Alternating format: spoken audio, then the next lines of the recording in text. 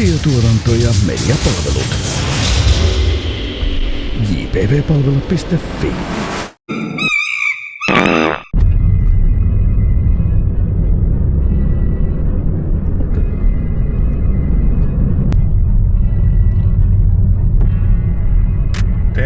Terve. Se olisi taas ajopäivä ja päivä on sateinen ja arkipäivä, mutta silti saatiin ihan kivasta porukkaa. Tulos 4 kuskia. Alun perin piti tulla 6, mutta tuli viime hetken peruutuksia, mutta tosiaan 4 on oikein kiva määrä, etenkin kun ottaa tosiaan huomioon tämän ajoituksen ja kelikään jo ihan parhaasta päästä. Paikalle tulee meikäläisen lisäksi Timpan muistot teki ja Eelis tulee edelliseltä videolta tai siltä toissa videolta ajeli sillä GasGasilla, nuori jamppa, ja sitten Pertulle olin vähän apuna siinä, kun käytiin hakemassa Pertulle 2-puolikas Yamaha viime viikolla. Perttu ajaa tänään ekaa kertaa ikinä tollasella isolla pyörällä mettässä. Ajokokemus mettän puolelta on oikeastaan se, että Perttu oli viime vuonna Kuokkatrofissa sillä Pit Prolla 150-sellä minicrossilla ajamassa, ja toki meni kyllä hyvin, että hän johti kakkosluokkaa siihen asti, kunnes pelit hajos. Ihan silleen vaikuttaa kyllä, että on ihan sen oloinen, että oppii varmaan ihan suhteellisen hyvin ja nopeasti ajamaan, mutta tosiaan Perttu ekaa kertaa kokeilee koko sitä pyörää, et ei ole niin sanotusti metriäkään ajanut koko laitteella maastossa vielä, että tänään silleen mielenkiintoinen päivä ja eipä siinä, lähdetään kattoo ketä täällä on jo paikalla. Tuu just mestoille. Viime videolla oltiin tossa rakentelee sitä hyppyriä ja nyt tässä just pitäisi ottaa itse asiassa näitä tienvarsista vähän näitä puita pois, niin näkyisi paremmin tonne joka paikkaan.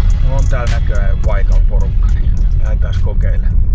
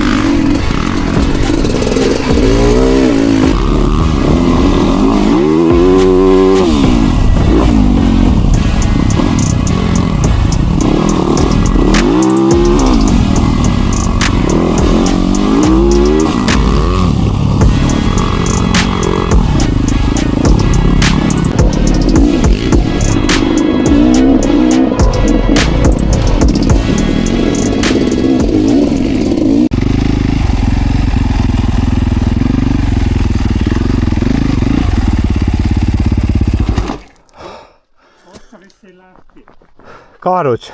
Kaaduin, pyörähti ympäri keula tänne päin. Oho. Sitä ei jaksanut pitää enää pystyssä. Tää on nyt eka varoitus, rikoit sääntöjä. Aina pitää kaatua kameralle. Joo. Huono sääntö noudattaa. Mutta on tää ajatellut vettä sataa ja liukasti ja kuraa ja kaikkea. Ja on tää kiva. No ei tässä mitään. Melkein vaihtelun vuoksi kivempaa kuin kuiva. Ei kun helle. Nee. Näin. Se olisi tämän päivän ajot ajettu.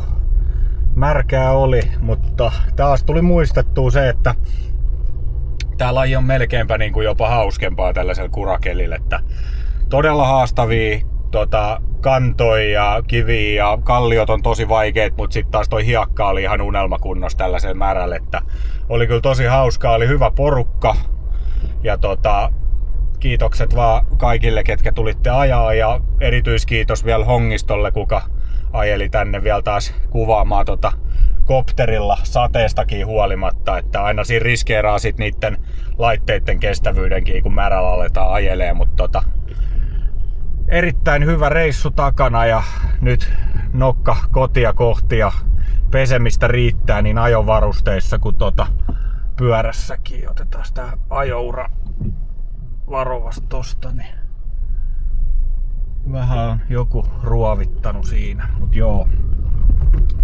Ei siinä mitään. Ensi kertaan sitten taas ja muistakaahan tosiaan painaa sit tilaa-nappia, niin aina sit pystyy panostamaan näihin videoihinkin enemmän kuin jossain kohtaa sais vaikka sen kriittisen 1000 täyteen, mutta tähdätään nyt siihen 500 ensi alkuun, niin ei siinä ensi videolla. Kiitos kun katsoit.